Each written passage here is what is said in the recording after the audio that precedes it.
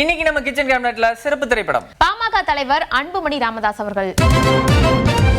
நேயர்களே, நாம் இன்னைக்கு பார்க்க போற திரைப்படம் சிறுவாணி கலைக்கூடம் பெருமையுடன் வழங்கும் ராயர்ஸ்.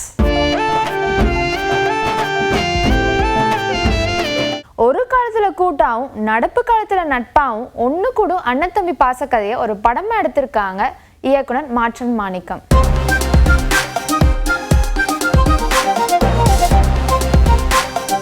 கோவையில் ஒரு நிகழ்ச்சின்னு சொன்னதும் ஹீரோக்கள் எல்லாம் தேர்தலை மறந்து சங்கமிப்பதா படம் தொடங்குது.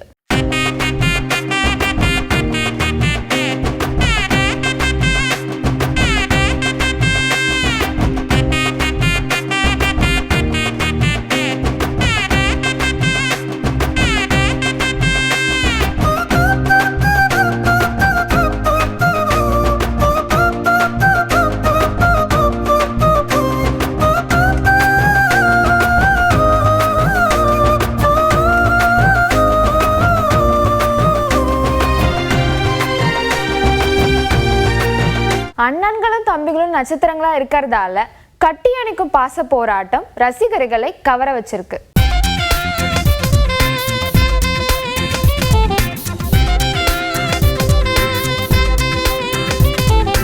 நட்புகளை சந்திக்க போன இடத்துல மைக்குகளை மீட் பண்ணும் காட்சி மாம்பழ நாயகனை ஸ்கோர் பண்ண வச்சிருக்கு. இது ஒரு பெரிய பிரச்சனையா? பேர் வராத ஒரு பிரச்சனையா? இல்ல நான் சொல்றது பட்ஜெட்ல ஒரு மாநிலம் பேர் வராது ஒரு பிரச்சனை. அப்போ நிதி வருது இல்ல, திட்டங்கள் வருது இல்ல, அப்புறம் பேர் வருது இல்ல. அதுனா அரசியல். அது பேர் வரல. எவ்வளவு கொடுத்தான்னு தெரியுமா உனக்கு? உங்களுக்கு தெரியுமா? எவ்வளவு கொடுத்தா உங்களுக்கு தெரியுமா? தெரியாது இல்ல. தெரியாம பேசக்கூடாது. இல்ல இல்ல நீ இல்ல தெரியாம பேசக்கூடாது. எது கடந்த ஆண்டை விட மற்ற எந்த மாநிலத்தோட குறைவா இருக்கு? ஆந்திராவோட தமிழ்நாடு அதிக நிதி வந்திருக்கு தெரியுமா? அது வர நான் சொல்றேன், கொஞ்ச சொல்றேன். நான் இன்னமோ பேரை சொல்லணும்னு ஒரு அரசியல் பண்ணிட்டு அது நீங்க வர ஊதி பண்ணிட்டு இருக்கீங்க. இல்ல நிச்சயமா நாங்க குரல் கொடுப்போம். நாங்க உச்சியமா அடைக்கு என்னங்க அடைக்கி வாசிக்கல, புரியல எங்களுக்கு. என்ன பேசணும்னு சொல்லுங்க, அது நாங்க பேசிடுறோம். உங்க மனசுல என்ன இருக்குன்னு சொல்றீங்களேன். இல்ல இல்ல இல்ல நீங்க இதுக்கு மேல தாங்க முடியாது, மீதிய பார்லிமெண்ட்ல போய் பேசிக்கிறேன்னு எம்பி நாயகன் கிளம்புவதா படம் முடியுது. எல்லாமே மத்திய அரசு கொடுக்கணும்னு அவங்க இருக்கிறது. மத்திய அரசு கொடுத்துதான் ஆகணும், அது வேற. நானும் சொல்ல மாநில அரசு உங்க கடமை இல்லையா? எந்த மீடியா நீங்க? இல்ல இல்ல இல்ல எந்த மீடியான்னு கேட்கறேன். இல்ல இல்ல அது கேட்கறேன்.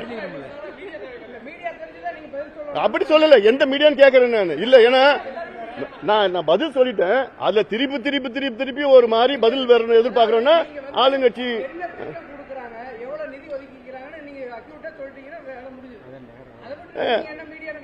இல்ல இல்ல அது சொல்ல. நான் இவ்வளவு சொல்றேன்ல, கடந்த ஆண்டை விட இந்த ஆண்டு அதிகமா நிதி ஒதுக்கீடு. இப்போ என்ஆர்ஜிஎஸ் வருது, அர்பன் டெவலப்மெண்ட், ரூரல் இஷ்யூஸ் வருது, எல்லாமே வரப்போகுது.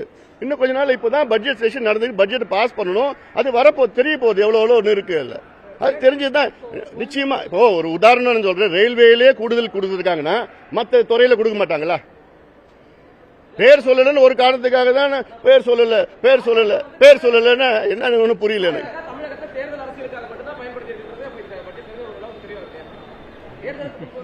சாமி வணக்கம்பா.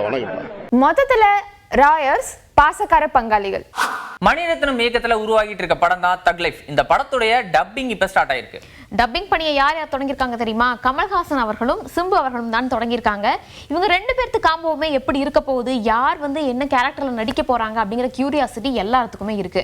ஏன்னா படக்குழுவினர் கமல் அவர்களுடைய போர்ஷனை ரிவீல் பண்ணதா இருக்கட்டும், எல்லாமே ரொம்ப இன்ட்ரெஸ்டிங்காகவும் இருந்துச்சு. இன்னொரு கூடுதலான சிறப்பு அப்படின்னா மணிரத்னம் அவர்களும் கமல்ஹாசன் அவர்களும் இணைந்திருக்காங்க. படமும் எப்படி இருக்கும் அப்படின்னு எல்லாத்துக்குமே ஒரு ஆர்வமா தான் இருக்கு. ரீசெண்டா பாத்தீங்கன்னா கமல் அவர்கள் கூட வெளியே எங்கெங்கெல்லாம் போகும்போதும் அந்த தக் லைஃப் கெட்டப்ல தான் வெளியே போயிட்டு இருக்காரு. தக் லைஃப்ல அந்த ஃபர்ஸ்ட் இதுல விட்ட மாதிரி ட்ரெஸ் எல்லாம் ட்ரெஸ் இல்ல, அதாவது அவரோட கெட்டப், மீசை, தாடி உள்ளிட்ட உருவங்கள் அந்த மாதிரி. ஓகே, அப்ப படம் தீவிரமா தான் ரெடி ஆயிட்டு இருக்கு. மாரி செல்வராஜ் அவர்களினுடைய இயக்கத்துல வாழை அப்படிங்கிற படத்தை பத்தி நம்ம நிறைய விஷயங்கள் கேள்விப்பட்டிருப்போம். இன்னைக்கு அந்த படத்துல இருந்து செகண்ட் சிங்கிள் ரிலீஸ் ஆயிருக்கு. ஒரு ஊர்ல ஒரு ராஜா இருந்தானாமா அப்படிங்கிற மாதிரி ஒரு பாட்டு தான் ரிலீஸ் ஆயிருக்கு. சந்தோஷ் நாராயணன் அவர்கள் இசையமைச்சிருக்காரு. இந்த பாட்டை கேட்கும்போது எப்படி இருக்கு? ஏதோ கதை சொல்ற மாதிரி நம்ம எல்லாம் பாட்டி தாத்தா எல்லாம் சொல்லுவாங்களா, ஒரு ஊர்ல ஒரு ராஜா இருந்தாங்க அப்படிலாம் சொல்லுவாங்களா, அந்த மாதிரி கதையா இருக்கு. ஒரு சோகப்பாட்டு மாதிரி எனக்கு தோணுது.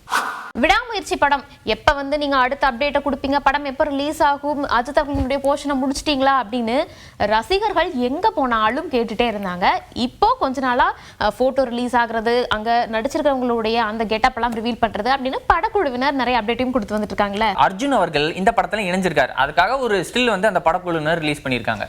இதுக்கு முன்னாடி மங்காத்தா படத்துல அஜித் அவர்களும் அர்ஜுன் அவர்களும் சேர்ந்து நடிச்சிருந்தாங்க. அந்த 2 பேர்த்தோட நடிப்பு, அந்த காம்போ இருக்கிற சீன்ஸ் எல்லாமே ரொம்ப மாசாகவே இருக்கும். அந்த படத்திற்கு பிறகு விடாமுயற்சி படத்துல இணைஞ்சிருக்காங்க. அவரோட லுக் எல்லாமே பாக்குறதுக்கு இது ஓகே, ஒருவேளை அவருக்கு இவர் வில்லனா இல்லனா ஃப்ரெண்டா அப்படிங்கிற மாதிரியான ஒரு क्वेश्चन தான் கிரியேட் பண்ணிருக்குது. பாப்போம் எப்படி இருந்தா என்ன, மாசா இருக்குல்ல, அது போதும். ஒலிம்பிக் போட்டிகள் விறுவிறுப்பா பாரிஸ்ல நடந்துட்டு இருக்கு. இதுல இந்தியாவுக்கான முதல் பதக்கத்தை நம்ம வாங்கியிருக்கோம்.